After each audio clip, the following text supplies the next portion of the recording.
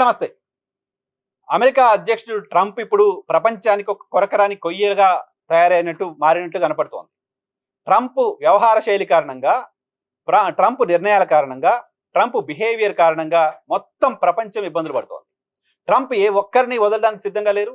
ఎవరిపైనైనా నోరు పారేసుకుంటూనే ఉన్నారు. ఆయన రష్యా పైన నోరు పారేసుకున్నారు అధ్యక్షుడిగా బాధ్యతలు తీసుకున్న తర్వాత. ఉక్రెయిన్ విషయంలో రష్యాకి వార్నింగ్ ఇచ్చారు. అంతేకాదు ఉక్రెయిన్ అధ్యక్షుడు జెలెన్స్కీని వైట్ హౌస్ కు పిలిచి ఆయన్ని అవమానించారు లాంటి ఒక వీడియోస్ బయటికి రావడం చూసాం. అదే సమయంలో చైనాకు వార్నింగ్లు ఇవ్వడం చూసాం. అందరిపైన ప్రపంచవ్యాప్తంగా ఉన్న దేశాలన్నింటిపైన మేము ట్యాక్స్ వేస్తాం, మాకు అమెరికా ఫస్ట్ అంటూ ఆయన మాట్లాడడం చూసాం. 100-200% ట్యాక్సులు కూడా ఆయా దేశాలపైన వేయడం చూసాం. ఆ తర్వాత మళ్ళీ ఆ ట్యాక్సులు వెనక్కి తీసుకోవడం చూసాం. మీరు ఎవరి దగ్గర ఆయిల్ కొనాలో మేమే నిర్ణయిస్తామంటూ ప్రపంచ దేశాలకు ఆయన ఒక వార్నింగ్లు ఇవ్వడం చూసాం. భారత్ లాంటి దేశాలు రష్యా దగ్గర చమురు కొనుగోలు చేయకూడదు అంటూ వార్నింగ్లు ఇవ్వడం చూసాం. ప్రపంచంలో అనేక దేశాలకు సంబంధించిన యుద్ధాలని తాను ఆపాను, తనకి నోబెల్ శాంతి బహుమతి ఇవ్వకపోవడం ఏంటి అంటూ ఆయన ఆగ్రహం వ్యక్తం చేయడం చూసాం. నోబెల్ శాంతి బహుమతి రాకపోవడం పట్ల అసహనం వ్యక్తం చేయడం చూసాం. అనేక దేశాలకు సంబంధించిన యుద్ధాలను తానే ఆపానని ప్రకటన చేయడం చూసాం.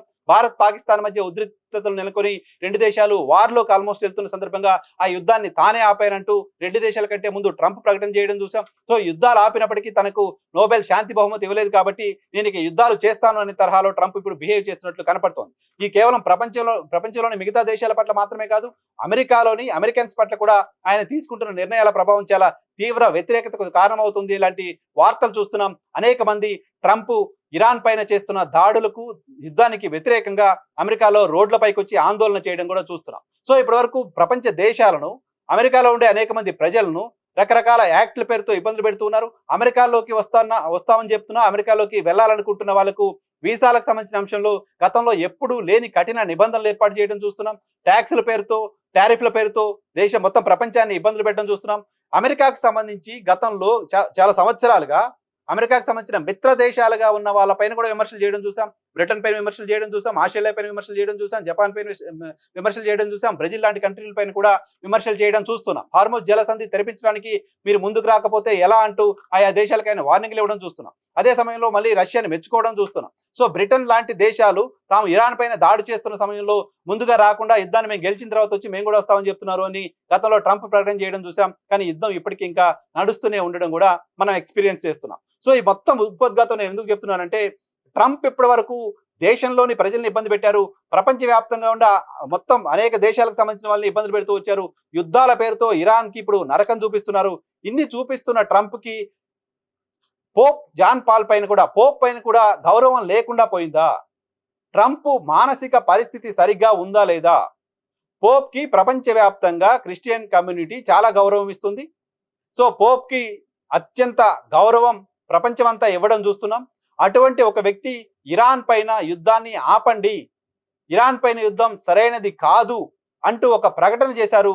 సో ఆయన శాంతిని కోరుకునే వ్యక్తి కాబట్టి, యుద్ధాలు సరైనవి కాదు అని భావించారు కాబట్టి, ఈ యుద్ధం కారణంగా ఈ 40 రోజులకు పైగా జరిగిన యుద్ధంలో ఇప్పటికే 7,000 మందికి పైగా ప్రాణాలు కోల్పోయారు కాబట్టి, వాళ్ళందరి ప్రాణాలు కోల్పోవడానికి ట్రంప్ లాంటి వాళ్ళు తీసుకున్న ఒక నిర్ణయమే కారణం కాబట్టి, ఇప్పటికైనా యుద్ధాన్ని ఆపితే అనేక మంది ప్రాణాలని సేవ్ చేసిన వాళ్ళు అవుతాం, ప్రపంచ శాంతికి అది ఒక కారణం అవుతుంది. కాబట్టి యుద్ధాన్ని ఆపండి అంటూ పోప్ ఒక సూచన చేశారు.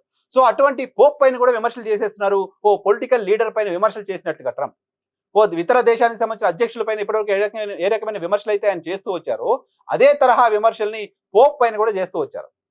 పోప్ పైన ఒక అమెరికా అధ్యక్షుడు ఈ తరహా విమర్శలు చేయడం, ఈ తరహా విమర్శల దాడి చేయడం గతంలో ఎప్పుడు మనం చూసి ఉండం. ఆయన చెప్పింది అమెరికాను తప్పుపట్టడమో, ఇరాన్ తప్పుపట్టడమో, ఇంకెవరినో తప్పుపట్టడమో కాదు, శాంతి కోసం యుద్ధాన్ని ఆపండి అంటూ ఒక సూచన చేశారు. ఆ సూచనను కూడా తీసుకోలేని పరిస్థితుల్లో ప్రస్తుతం ట్రంప్ ఉన్నారు. ట్రంప్ పోప్ని టార్గెట్ చేస్తూ అనేక విమర్శలు చేయడం చూస్తున్నాం.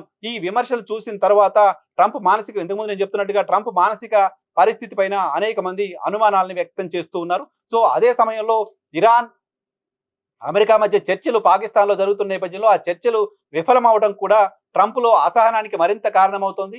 యుద్ధాన్ని ముగించడానికి సంబంధించిన ఒక స్ట్రాటజిక్ ఎండింగ్ కోసం ట్రంప్ ప్రయత్నం చేస్తున్నారు.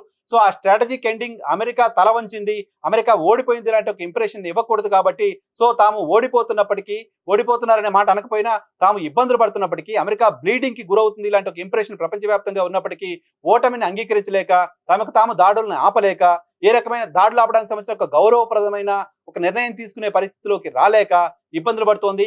ఇరాన్ ఈ స్థాయిలో పోరాటం చేస్తుందని ఊహించక ఉక్కిరిబిక్కిరవుతోంది. అమెరికా లాంటి ఒక ఇంప్రెషన్ కనబడుతోంది. సో ట్రంప్ పోప్ పైన విమర్శలు చేసిన నేపథ్యంలో సో ఇక ఎవరిని ఆయన వదలడానికి సంబంధించిన ఆస్కారం ఉండదు. ఆయన ఎవరిపైన విమర్శలు చేస్తారు. ఆయనకి ఎవరి పట్ల గౌరవం ఉండదు, ఎవరి పట్ల ప్రేమ ఉండదు. ఆయన ఎవరినైనా విమర్శలు చేయాలనుకుంటే ఈజీగా యథేచ్ఛగా ఎటువంటి మాటలైనా అంటారు లాంటి చూసాం. కొద్ది రోజుల క్రితం ఒక డెడ్ లైన్ ఇచ్చిన తర్వాత ఇరాన్ ఉద్దేశించి ఆయన బండ బూతులు మాట్లాడడం కూడా చూసాం. ఒక అమెరికా అధ్యక్షుడు ఆ తరహా బూతులు మాట్లాడడం, ఆ తరహా హెచ్చరికలు జారీ చేయడం ఇప్పటివరకు చరిత్ర ఎక్కడా చూడలేదు. సో అటువంటి పరిస్థితుల్లో తానే యుద్ధాలు ఆపాను, నోబెల్ శాంతి బహుమతి నాకు ఇవ్వండి అని అడిగిన ట్రంప్ ఇప్పుడు అదే మాట, నేను యుద్ధాలు ఆపాను, యుద్ధాలు ఆపడం కారణంగా ప్రపంచ శాంతి చేకూరింది, ప్రపంచానికి శాంతి చేకూరింది కాబట్టి శాంతినిచ్చాను కాబట్టి నాకు నోబెల్ శాంతి బహుమతిని ఇవ్వండి అని అడిగిన ట్రంప్ ఇప్పుడు పోప్ అదే మాట చెప్తున్నారు, యుద్ధాన్ని ఆపండి శాంతి కోసమని. ఆ మాటను మాత్రం ట్రంప్ తీసుకునే పరిస్థితిలో లేకపోవడం మరోసారి చెప్తున్నాను ఆయన మానసిక పరిస్థితికి అద్దం పడుతోంది.